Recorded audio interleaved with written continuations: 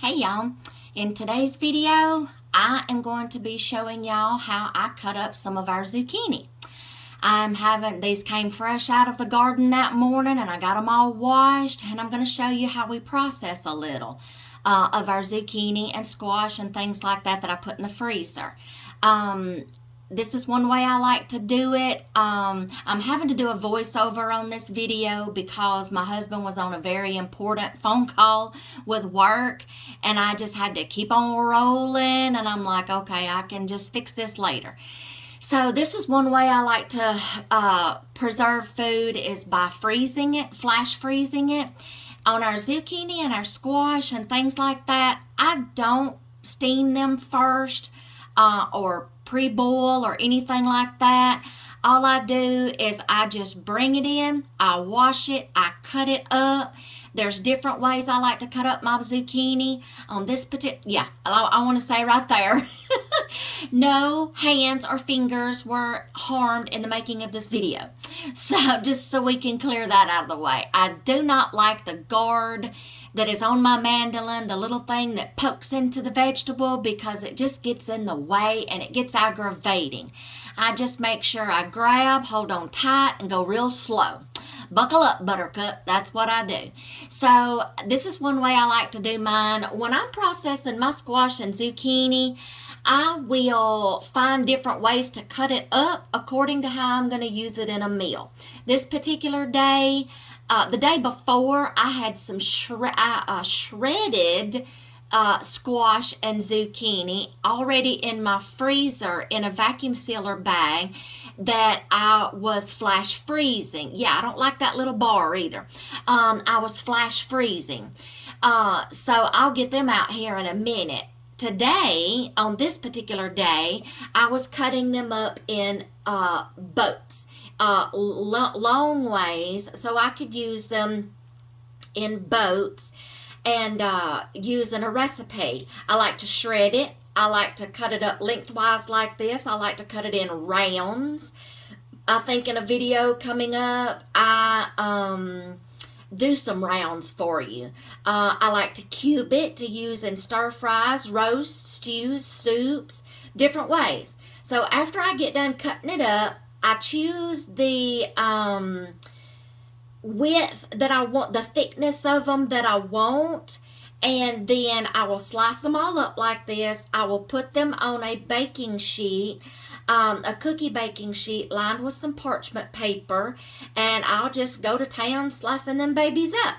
I put them on the cookie sheets. I'll show you I'll show you one more, and then we'll get to the next process. See, I just go really slow, don't want to hurt myself. I just don't like the guard thing, and that little bitty bar gets in my way. But I'm going to do one more tray for you. I'm going to load my trays up, and then I should be ready to put them in the freezer. So let's see. Oh yeah, I got a bunch there. And yeah, I don't mind getting zucchini, growing big ones, because there's so many different things you can do with them.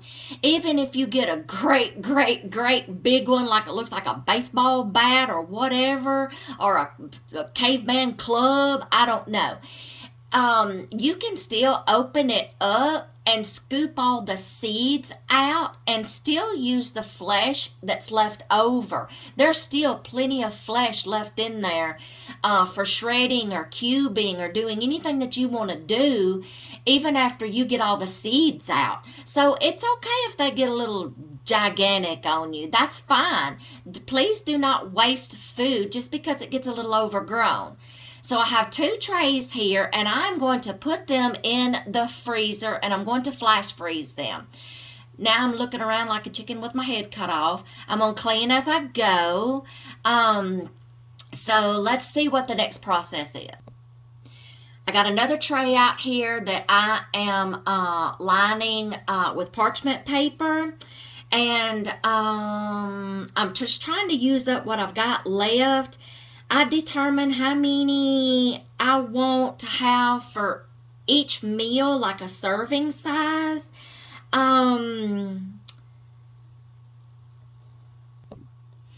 Okay, I got that last little one done. I'm clean, y'all. Number one rule in my kitchen is I clean as I go. I gather all my scraps. I don't have a compost bin or anything like that, or chickens or anything to give them to. So I wound up having 3 trays, and I'm going to put them in the freezer and flash freeze them. All right, let's see. The next process is, y'all, I love my vacuum sealer. I'm going to talk you through this video. All right, see, I flash froze them, and I had 3 trays, and I like to, I like to freeze them till they get hard and they're not floppy. And I like to flash freeze them for that long. Now, what I like to do is I will portion them out into meal portions, figure out how many per person, how many I'm going to put in there per person. Then I fill up my bags. What I like about the flash freezing method and also with vacuum sealing versus Ziploc bags and like that is flash freezing doesn't create a lot of ice crystals, and it kind of prevents them from sticking together when you put them in bags. Here I go grabbing out those shredded squash and zucchini from the day before. I shredded them and let them go ahead and flash freeze in the freezer. See, just simple as that. I'm just going to talk you through a little bit more. That's some I had in there. Now, I have shredded some and then just went ahead and put them in the bags and then set them in the freezer and let them freeze and then vacuum seal them later. Another thing that I do sometimes is I will shred it, put it on cookie sheets too, flatten it out, flash freeze the shreds, and then put them in the vacuum seal bags. I can do it either way, just whatever mood I'm in that day, how much time I've got. So using a vacuum sealer bag, y'all, is incredibly easy. I like this vacuum sealer. It's a food saver vacuum sealer. I portion them out. When you vacuum seal them, it helps them last longer because it prevents against freezer burn. Even if you put it in Ziploc bags, sometimes they can still get freezer burnt. And that's not a good thing because you have to wind up throwing your food away, okay? A vacuum sealer bag prevents them from getting freezer burnt. They last longer. I've had things in my freezer, y'all, that's been vacuum sealed for over a year. And as soon as I cut the snip in that bag, psh, you can hear it filling back up with air. These things are great, y'all. And I would suggest, investing in one. They are easy to use. I think I turn it around here in a second and I show you how easy it is to make a bag and then seal it. It takes a few seconds after it sucks the air out to create a seal because it has to heat it. So you have to wait towards the very end for it to seal it, and then it cuts it for you. So this is extremely easy, y'all. I'll turn it around here in a second. Flash freezing keeps them from sticking together when they're frozen. You know how, like, if I was to put them all in there, they're going to stick together. So I don't remember how many bags I wound up with. I guess we'll see here in a second how many bags I wound up with. I put my vacuum sealer to use. We use this for meats, anything, leftovers. You can use a vacuum sealer to put meats in with your liquids and then use it as a marinade or pre-prepping meals, pre-prep meats for marinade to throw in a sous vide machine. We just got into using a sous vide and my husband loves it. You can check those out. It's like a water bath way of cooking foods. Oh, y'all check into that. Sous vide machines.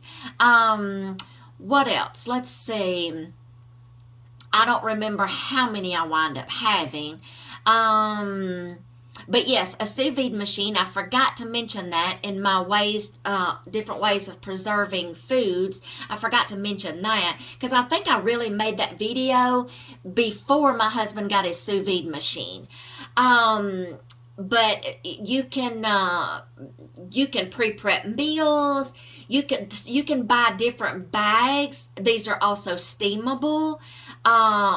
In an upcoming video, I'll show you how I do our corn, vacuum seal it. And when I get ready to cook my corn, I just cut the top off the bag and use it as a steaming bag. That's the beauty of this vacuum sealer and these bags. They're steam microwavable. There you go. I'm going to turn it around. I'm going to show you how this works, how it's sucking the air up.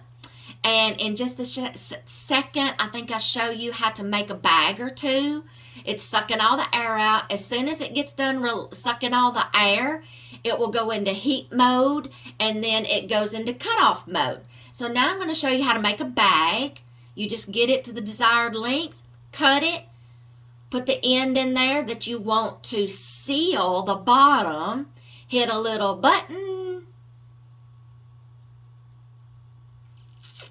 and it's sealing the end of it, heat sealing. I go ahead and load it up while I'm waiting for it to heat seal. It's not going to hurt it.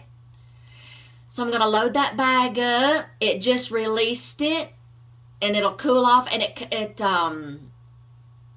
there you go. And then I put it in there up under the bar where it sucks out like a vacuum, where it sucks all the air out. You put it in there. And as soon as it senses that bag is in there, you see it sucking up all that air. These are wonderful, y'all. They come in different sizes. We have put pork butts in there. We have put racks of ribs. We have put venison shoulders. We have put 9x13 casserole dishes in it and vacuum sealed them up for freezer meal cooking. These machines are wonderful, y'all. I would suggest getting into one and different bags. We can get them off Amazon. We can order from the Food Saver website. I will see if I can find our model or the link to the Food Saver website. If I accidentally forget, y'all, I believe it's foodsaver.com. I believe, vacuum sealer.